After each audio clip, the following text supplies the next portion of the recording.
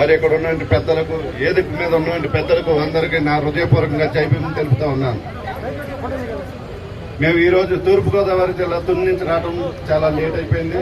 మరి మంచి సబ్జెక్ట్లో మేము మిస్ అయినందుకు కొద్దిగా బాధగా ఉంది. మరి అందరం మంచి దెబ్బగా మాట్లాడే వాళ్ళు అన్నమాట.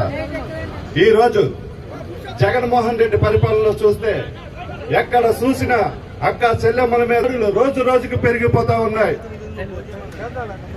జగన్మోహన్ రెడ్డి హత్య చేసిన వాళ్ళు పక్కన ఉన్నాడా లేకపోతే దళితుల పక్కన ఉన్నాడో తెలుసుకోవాలి మనం అందరూ ఒకసారి.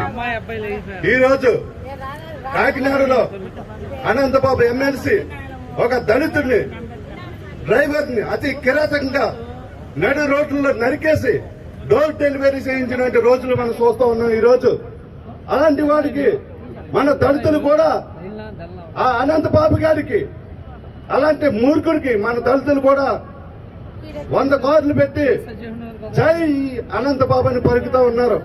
సిగ్గు లేకుండా మనకి మనపై ఇన్ని దాడులు జరుగుతుంటే మనకు కాస్త సిగ్గు ఉందని కూడా తెలియపరుస్తుందని ఈ సమయంగా మనం అందరం రాబోయే రోజుల్లో జగన్మోహన్ రెడ్డిని గద్దె దింపాలంటే ఎస్సీ ఎస్టీ బీసీ మైనార్టీలు అందరూ ఏకంగా కలిసి ఉంటేనే జగన్మోహన్ రెడ్డి కుర్చీ నుంచి దింపగలుగుతాం. లేకపోతే ఎవరితో నాటి చూసుకుంటే మన పాటలు రాబోయే రోజుల్లో ఇలాగా జరుగుతాయి. గుర్తించుకోండి. జై భీమ్ అందరికీ.